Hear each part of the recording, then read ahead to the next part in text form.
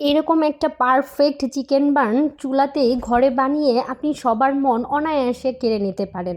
তো চলেন রেসিপিটা দেখে নিই।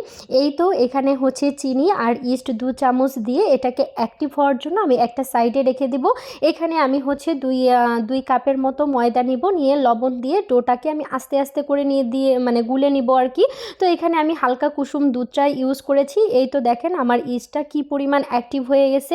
আসলে এই ইটার ব্রেডটা যদি পারফেক্ট হয় তাহলে এটা আসলে খেতেও ভালো হবে। তো এই তো আমি তেল দিয়ে এটাকে রেস্টে রেখে দিয়েছি। এমন একটা পাত্রে রাখার চেষ্টা করবেন যেখানে হালকা ওয়ার্মি ভাব থাকে, গরম হয়।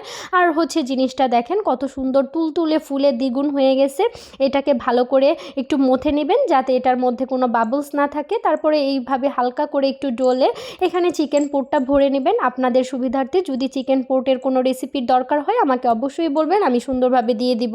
আর আপনাদের যদি ভিডিওটা ভালো লেগে থাকে অবশ্যই কিন্তু একটা লাইক, কমেন্ট আর শেয়ার করে যাবেন, অন্য কেউ যেন দেখার সুবিধা করতে পারে।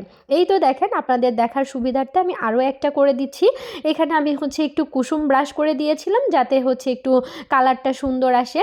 তারপরে আপনারা যে কাজটা করবেন, চুলার মধ্যে একটা তাওয়াকে একটু গরম করে নিয়ে যে প্লেটে এটা দিবেন সেই প্লেটে একটু তেল ব্রাশ করে সুন্দরভাবে দিয়ে এটা পারফেক্টভাবে আপনারা বাসায় তৈরি করে ফেলতে পারবেন।